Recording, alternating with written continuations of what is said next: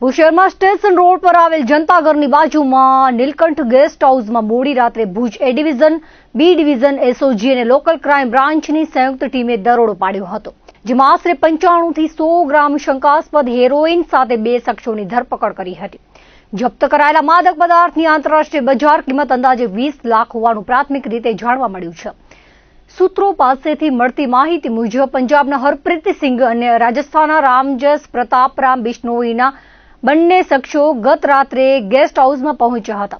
આ અંગે ચોક્કસ બાતમી મળતા પોલીસે તાત્કાલિક કાર્યવાહી હાથ ધરી સમગ્ર વિસ્તારને ઘેરી લઈને દરોડો પાડ્યો હતો। તપાસ દરમિયાન બંનેના કબજામાંથી શંકાસ્પદ માદક પદાર્થ મળી આવતા તેને જપ્ત કરી બંને આરોપીઓની ધરપકડ કરવામાં આવી હતી।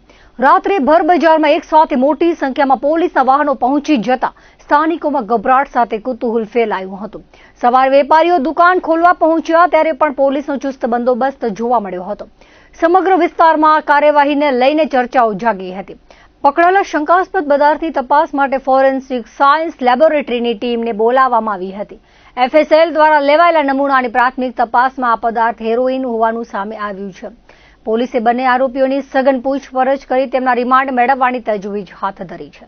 ડ્રગ્સનો જથ્થો ક્યાંથી લાવવામાં આવ્યો હતો, કોને સપ્લાય કરવાનો હતો, આ નેટવર્કમાં અન્ય કોણ સામેલ છે, તેમજ અગાઉ પણ આવી કોઈ ખેપ પહોંચાડવામાં આવી છે કે કેમ તે સહિતના મુદ્દાઓ પર ઊંડાણપૂર્વક તપાસ ચાલી રહી છે। પોલીસ મહાનિરીક્ષક શ્રી સરહદી રેન્જ શ્રી ચિરાગ કોરડિયા સાહેબ દ્વારા વારંવાર એનડીપીએસને લગતા કેસોની સૂચના કરવામાં આવે છે। તે અંતર્ગત પશ્ચિમ કચ્છ જિલ્લાના પોલીસ અધિક્ષક શ્રી રિસ્પેક્ટેડ વિકાસ સુંડા સાહેબ દ્વારા કોમ્બિંગનું આયોજન કરવામાં આવેલ હતી। તે કોમ્બિંગ માટે ગઈકાલ રાત્રિએ તારીખ 23/7ના રોજ ભુજ શહેર એ ડિવિઝન, ભુજ શહેર બી ડિવિઝન, પશ્ચિમ કચ્છ જિલ્લાની લોકલ ક્રાઇમ બ્રાન્ચ તથા સ્પેશિયલ ઓપરેશન ગ્રુપ આ 4 ટીમો દ્વારા કોમ્બિંગનું આયોજન કરવામાં આવેલ હતા।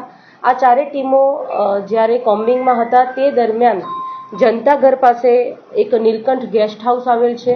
તે દરમિયાન હોટલ અને ઢાબાના ચેકિંગ તથા વ્હીકલ ચેકિંગ શરૂ હતા।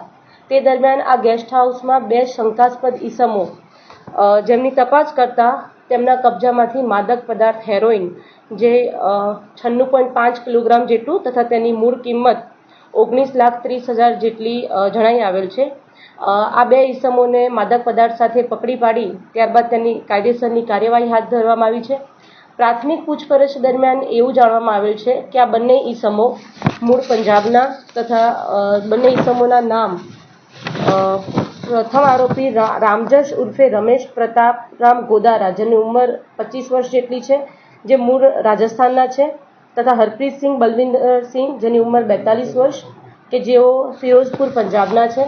આ 2 ઈસમોમાંથી હરપ્રીત સિંઘ બલવિંદર સિંહ જે પંજાબના ફિરોઝપુરના છે તેમના ઉપર પંજાબમાં અલગ અલગ જિલ્લાઓમાં 4 જેટલા એનડીપીએસ એક્ટ હેઠળના ગુના નોંધાવેલ છે અને જે રામજસ ઉર્ફે રમેશ છે તેના પર પણ ફિરોઝપુરમાં એનડીપીએસ એક્ટ હેઠળ ગુનો નોંધાયેલ છે તથા તેના ઉપર સામખિયાળીમાં એક મારામારીનો ગુનો પણ દાખલ થયેલ છે। આ બંને આરોપી મૂળ પંજાબની જ્યુડિશિયલ કસ્ટડીમાં હતા એનડીપીએસ એક્ટ હેઠળના કોઈ ગુનામાં। તે દરમિયાન તે બંને એકબીજાના સંપર્કમાં આવેલ અને ત્યારબાદ એ બંને પંજાબમાંથી રેલ પરિવહન દ્વારા મુદ્દામાલ કઈ રીતે ગુજરાતમાં લાવવો અને અહીં છૂટક વેચાણ કરવું તે વિશે તે બંનેની ચર્ચા કરેલી અને તે અંગે તે બંને આ ગુનો આચરેલ છે।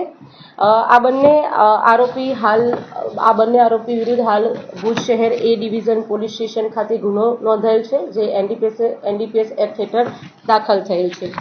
આ સિવાય પશ્ચિમ કચ્છ જિલ્લા પોલીસ દ્વારા છેલ્લા 3 મહિનામાં એનડીપીએસ એક્ટ હેઠળ અનેક ગુનાઓ નોંધવામાં આવેલ છે, જેની સંખ્યા કુલ 24 જેટલા ગુનાઓ, જેમાં 25 જેટલા આરોપીઓની અત્યાર સુધી ધરપકડ કરવામાં આવેલ છે અને જેની કિંમત આપણે જોઈએ તો આશરે 30 કરોડ જેટલો મુદ્દામાલ પશ્ચિમ કચ્છ જિલ્લા પોલીસ દ્વારા લાસ્ટ 3 મંથ્સમાં પકડવામાં આવેલ છે। એ સિવાય વારંવાર એસપી સર તથા રિસ્પેક્ટેડ આઈજી સર દ્વારા સૂચનાઓ આપવામાં આવે છે। તે અંતર્ગત ખાણ ખનીજ નિયમ ભંગ હેઠળના ટોટલ 64 જેટલા કેસીસ દાખલ કરવામાં આવેલ છે અને આ 64 જેટલા કેસીસમાંથી કુલ 18 જેટલા કેસીસમાં આશરે 24 લાખ જેટલો દંડ પણ કરવામાં આવેલ છે।